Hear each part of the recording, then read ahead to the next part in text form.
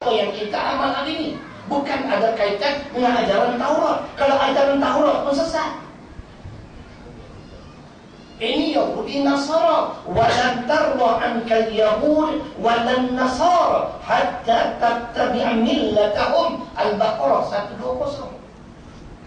Yahudi Nasara tak akan duduk diam, tuan-tuan. Dia akan cuba sedaya upaya untuk merosakkan akidah. Akidah ini keyakinan.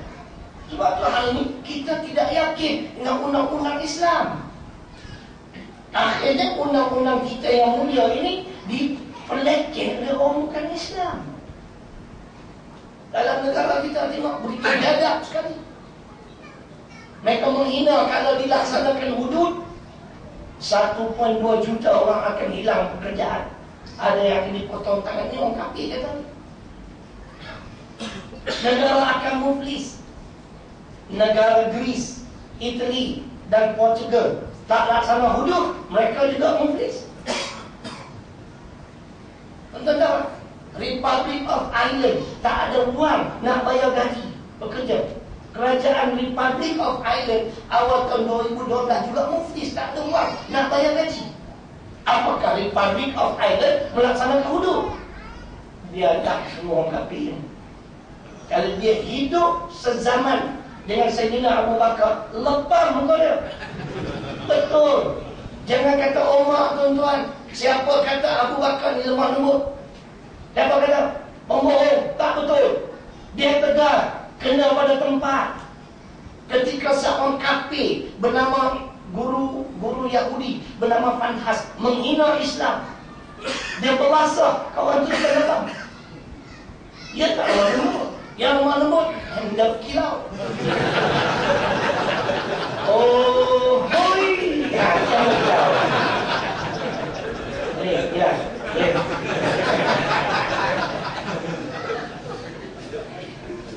Alamak.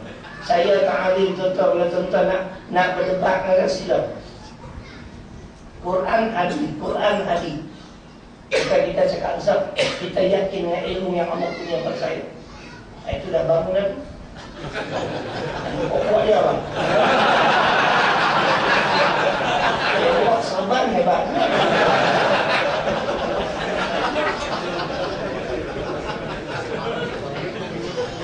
Tuan, saya nak baca ayat di mana Sayyidina Abu Bakar membelasah guru agama Yahudi bernama Fanhas.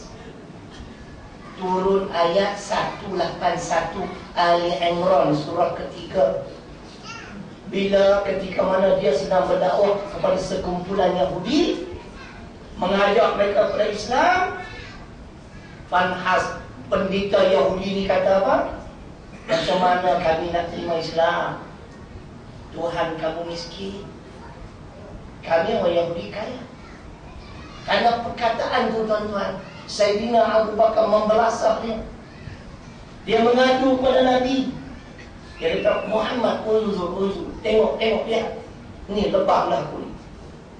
Siapa buat ni? Abu Bakar. Sayyidina Abu Bakar dipanggil. Nabi tanya, apakah benar kamu yang membelasah dia betul? Kenapa? Dia hina Islam. Tanya pada Fanhas, guru agama Yahudi, apakah benar? Tak. Dia kata, aku tak pernah hina.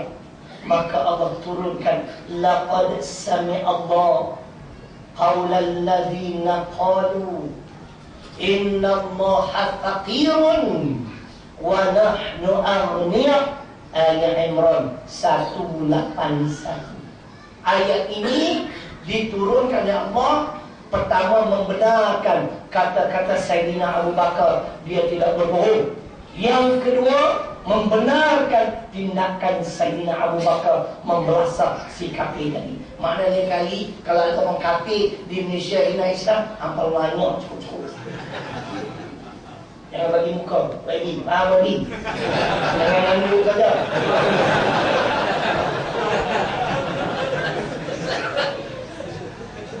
Kita begitu. Kita cakap ada dalil. Sampai kita begitu dayus, tak berani tegur. Kerana salah kita. Kerana kita meragui Al-Quran dan As-Sunnah. Kita tidak meyakini sistem pendidikan Islam, sistem perundangan Islam, sistem ekonomi Islam. Kita meragui segala-galanya. Dan kita nak ringkaskan.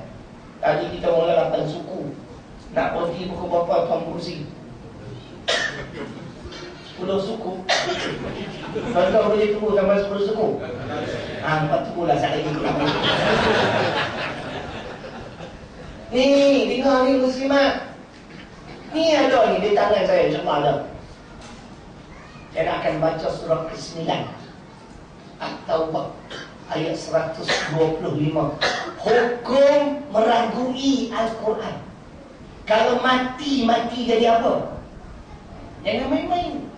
Wa ammal ladzina fi qulubihim maradun fazadathum rijsan illa rijsihim wa matu wa hum kafirun. Saya mampu terjemah, saya mampu tafsir, tapi nak bagi tuan-tuan dan puan dengar sendiri. Maksud ayat, dan ada pun orang-orang yang di dalam hatinya ada penyakit. Tafsiran penyakit itu ialah ragu-ragu. Ingat, penyakit hati ragu-ragu. Jadi sesiapa yang meragui Al-Quran As-Sunnah, ini hukumnya. Dengar baik-baik. Maka dengan surah itu akan menambah kekafiran mereka yang telah ada, dan mereka akan mati dalam keadaan kafir. Nauzubillah. Di Kedah mati kafir. Orang Kedah mereka sakit kafir. Sini kafir. Dengar lembut tapi sama kan. Kalau pergi belah Perak lain sikit, belah bote kapio. Kau tahu kan? Kapio. Orang bote bercakap pelik. Ustaz datang berapa? Bertiga. Mana lagi duit? Di duit. Tak minum dah tak pelawet.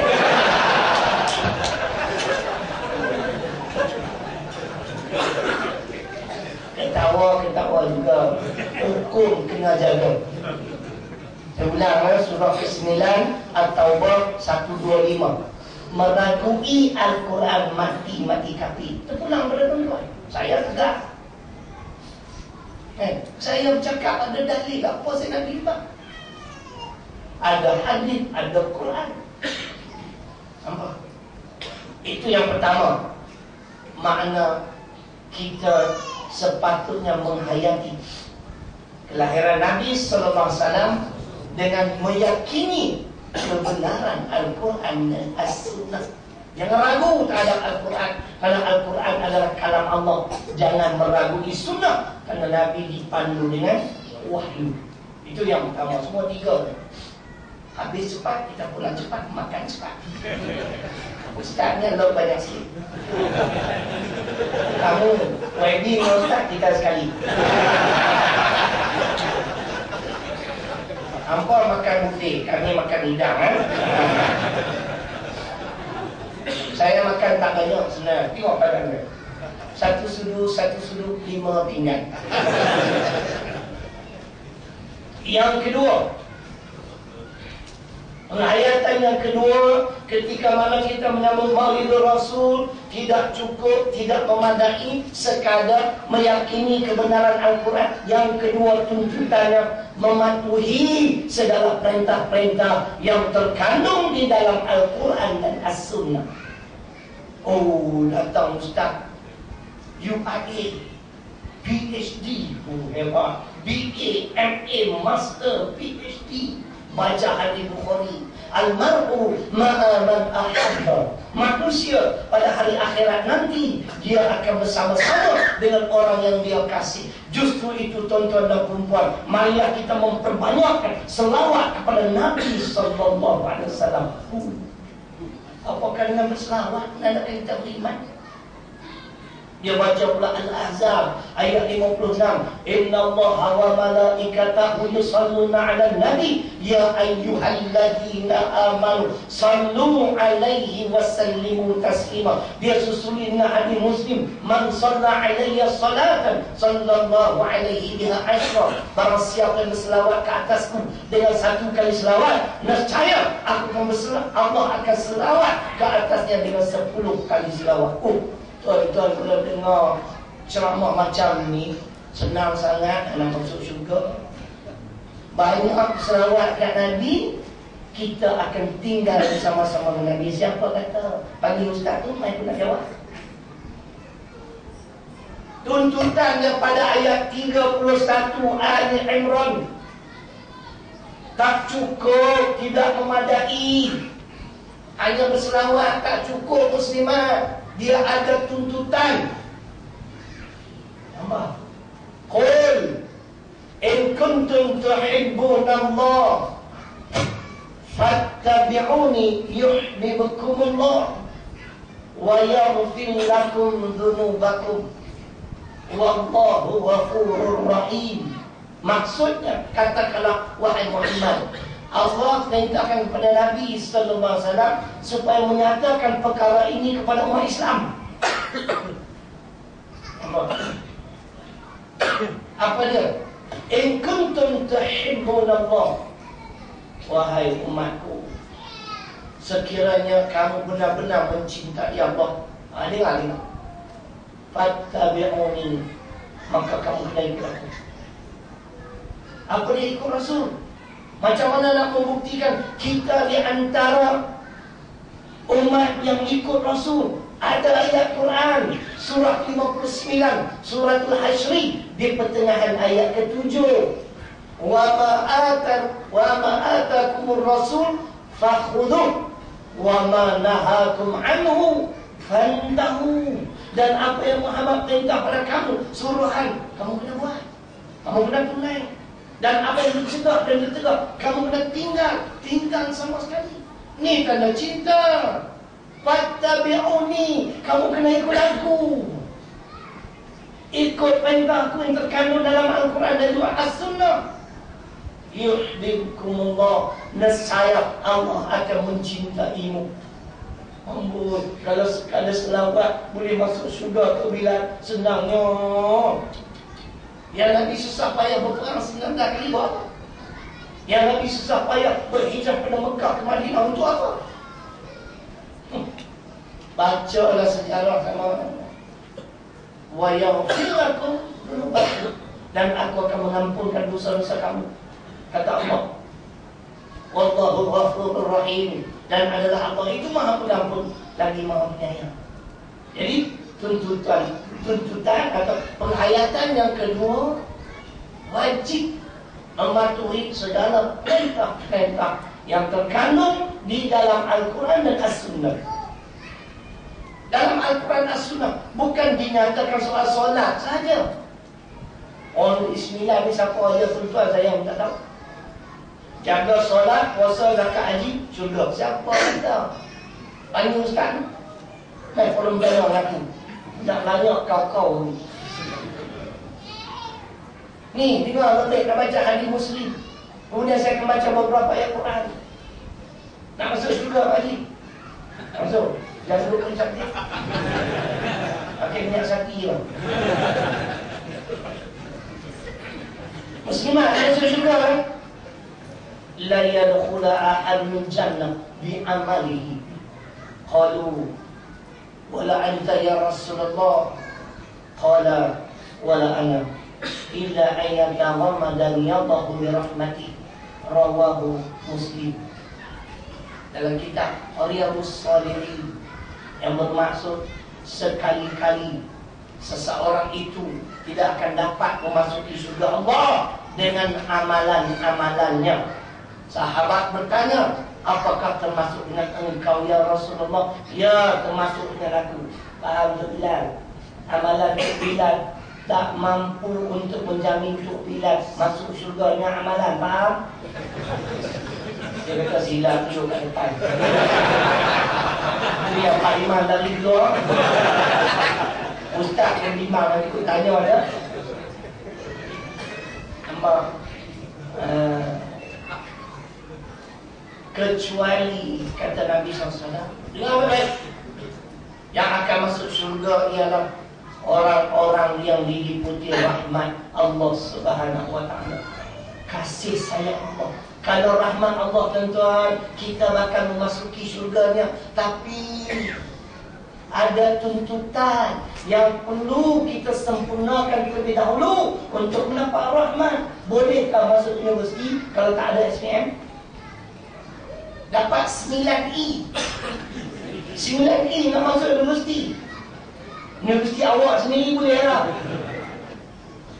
Dia ada 5 kredit, 5 distinction. Itu nak masuk universiti. Ni nak masuk syurga, tuan-tuan. Ingat, tuan-tuan dan puan-puan, syurga belum diswastakan lagi. Boleh belajar kat mana? Pakai sebab macam ustaz. Baru nak start. Baru nak start, lambat lagi.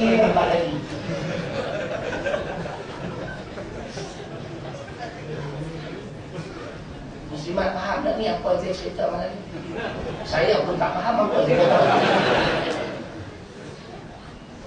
Nabi bersabda dengan baik-baik. Pergi tanya Mufti Negeri Sembilan, pergi tanya Mufti Selangor, betul atau tidak apa yang saya sebut?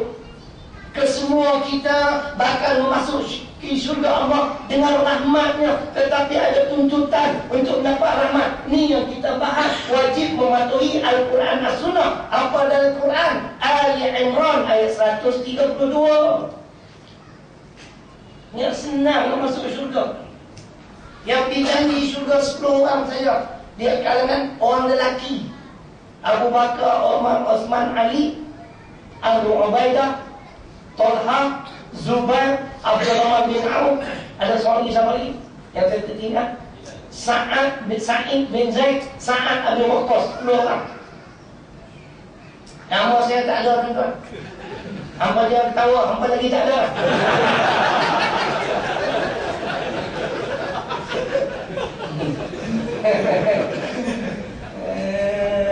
Kalau wanita 5 orangnya, hampa tak ada lah.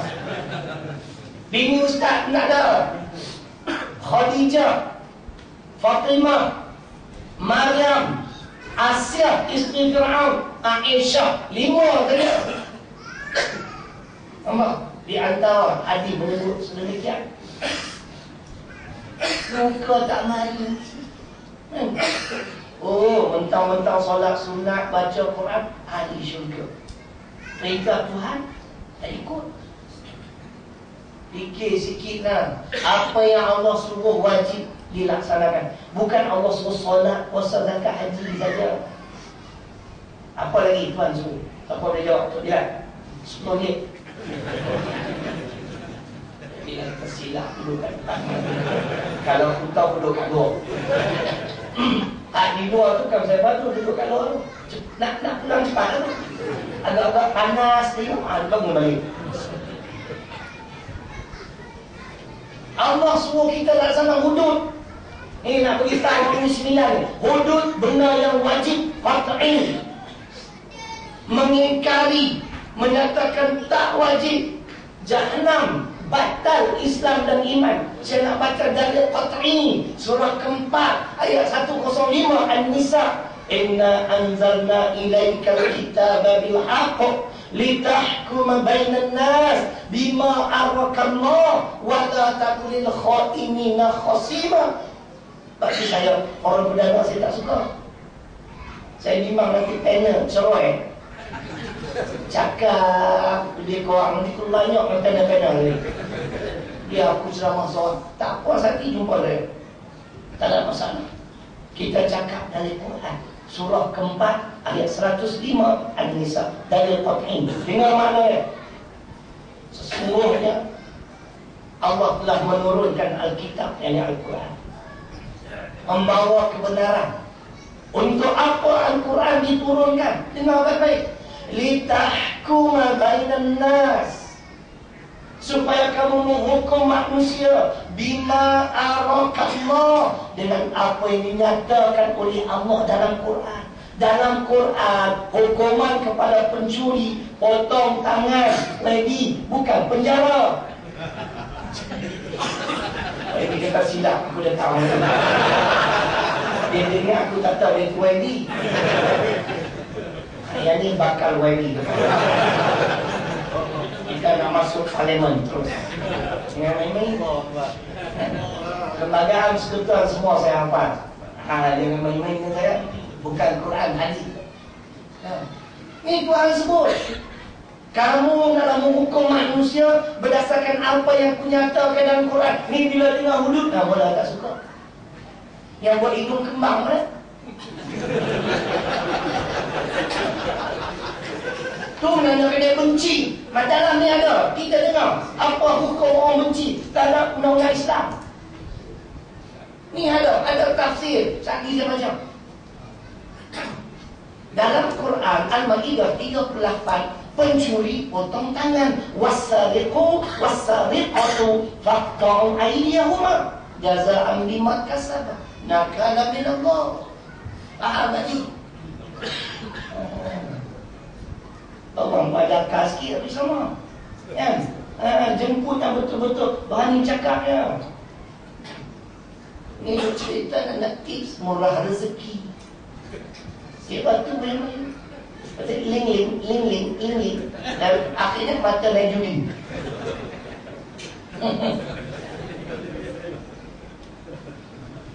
Ini persoalan akidah, keyakinan. Meragui Al-Quran tadi kita dah baca hati-hati.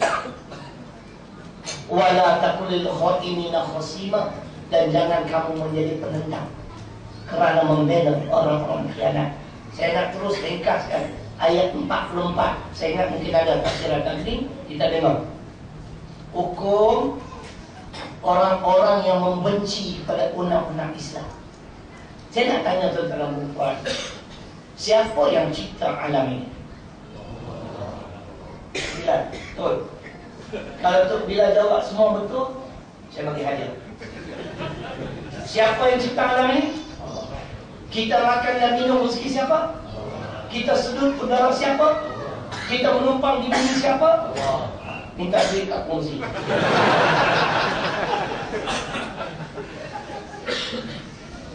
Tuan-tuan, Imam besar Imam Al-Ghazali rahimahullah ta'ala pernah menyatakan, An-nasu duyufur rahman fil ardi. Manusia adalah tetamu Allah di atas muka bumi. Tuan Pusi faham tak tetamu? Malam ni Tuan Pusi, siapa tetamu surah Al-Ansar? Siapa tetamu? Saya lah. Tengok bagi apa? Dia orang sini. Selaku tetamu, kan? Kita nak pergi rumah awak. Saya nak pergi rumah Tok Bilal contoh. Bolehkah saya terus masuk dalam rumah Tok Bilal? Tak boleh. Sebab Islam aja ada adab tetamu. Bagi salam dulu. Assalamualaikum Tuan Bilal. Waalaikumsalam. Dia buka. Oh Ustaz, sila masuk. Masuk tengok rumah Tuan Bilal. Dia punya sofa Lorenzo. $15,000. Dia kata Tuan Bilal ni korporat. Tiba-tiba Tuan Bilal kata, Ustaz, sila duduk kat bawah. Semua. Dekut tak bagi aku duduk atas Lorenzo. Dia buat aku duduk bawah. Selaku tetamu, kita diarahkan duduk kat bawah. Kena duduk kat bawah tak? Kena duduk. Faham? Ni bumi Tuhan, kita menumpang. Kenapa kita tolak undang-undang peraturan? Saya pergi rumah Tok Bilal, saya ikut undang-undang dan peraturan rumah Tok Bilal. Dia bawalah saji hidangan makanan. Tengok-tengok kuih tiaw. Tidak faham sebab kuih tiaw saya memang tak makan. Tapi selaku tetamu, takkan saya nak bagi tahu tuan rumah Tok Bilal, boleh tukar nak menu ni. Kita buka nasi goreng udang. Tok Bilal kata, nampak itu biji besar.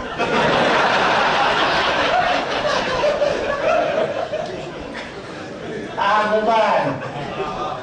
Nak bagi faham, kita menempang di bumi Tuhan. Ini milik dia. Kita milik dia. Lillahi ma fis samawati wa ma fil ard. Al-Baqarah 284. kepunyaan Allah. Apa yang ada di langit dan di bumi, kita milik Allah. Faham? Sebab tu kita wajib kena ikut, kena patuh undang-undang peraturan Allah yang namanya hudud, qisas dan ta'zir. Saya rasa pelik orang sembat, orang bismillah, orang puasa ikut Quran, qisas tak mau. Dan nak tanya Tuan Pengerusi, ni betul-betul nak bayar ni, bukan cobaan ni.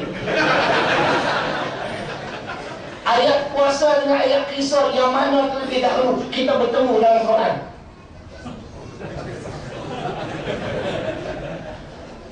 Ayat dia bunyi sama je. Dengar baik. Ya ayyuhalladzina amanu kutiba alaikumus siyam. Ya ayyuhalladzina amanu kutiba alaikumul qisas. Di belakang saja yang berbeza. Satu puasa, satu qisas. Qisas makna pembalasan yang sama. Ayat mana kita bertemu terlebih dahulu? Untuk lihat. Ya. Ayat puasa dulu. Anda pasti. Who wants to be a millionaire? Ayat qisas bertemu dulu 178 183 ayat puasa. Kenapa muslimat puasa? Kenapa muslimat tolak qisas? Tuntutan dia sama. Kutiba makna wajib. Bila sebut hudud tak suka. Ada disediakan ni tuan-tuan. Ustaz ajar kitab. Kan? Lagi guna syok ambil nama aku.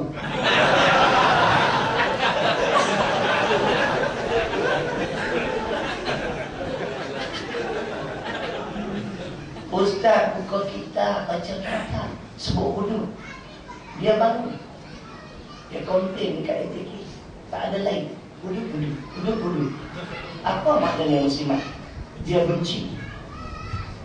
Kita nak baca dulu hukum membenci undang-undang Islam. Kalau nak debat dengan saya, tuan-tuan betul kena kuat Al-Quran hadis boleh. Bukan saya sombong. Ini kurniaan Allah pada saya. Surah 47 ayat 89 Muhammad. Tuan-tuan kalau ada kitab tafsir Pimpinan Ar-Rahman, balik tengok. Sesiapa yang membenci hukum syarak, ini dah. Ini benci. Kita baru bahas benci. Walladzina kafaru fatahsan lahum wa adalla a'malahum dzalika bi'annahum karihu ma anzalallah fa ahbata a'malahum. Saya nak ringkaskan cerita. Membenci apa yang diturunkan oleh Allah termasuk hukum syarak, fa ahbata a'malahum, tidak ada pahala kepada segala amalan yang kita kerjakan. Siapa benci dalam undang-undang Islam tak dapat pahala. Ni ayat dia 89 surah Muhammad surah 47. Tu benci. Nabi sebut apa? Kita baca hadis Bukhari dan Muslim kepada umat yang membenci. Man raghiba an sunnati falaysa minni. Barang siapa yang membenci akan sunnahku, dia bukan dari kalangan umatku. Nak pergi minta syafaat kat siapa? Kat Tok Bilal. Tok Bilal mencari aku. Saya tak boleh nak bagi syafaat. Musa tak boleh, Isa tak. Muhammad sallallahu alaihi wasallam saja. Macam mana dia nak bagi syafaat ketika kamu hidup di dunia kamu tak suka sunnahku? Nabi laksana wudu. Nabi berhijrah, tuan-tuan. Saya nak pasti sama lah macam tafsir umur saya. Nabi berhijrah pada Mekah ke Madinah untuk apa? Tuan-tuan ingat macam setengah orang cakap, oh kerana dia sana susah nak solat. Bukan. Bukan kerana nak solat. Saya akan baca. Sama macam tafsir umur saya. Innal ladzi farada 'alaika al-Qur'an la radduka ila ma'ad. Surah 28 Al-Qasas ayat 85. Inilah matlamat Nabi berhijrah. Dengar baik-baik maksud ayat yang saya baca. Sesungguhnya Allah yang mewajibkan engkau Muhammad untuk melaksanakan hukum-hukum Al-Quran. Karena hudud tak dibenarkan dilaksanakan di Mekah. Faham? Faham? Betul tak faham ni? Ni dia sebut je lah.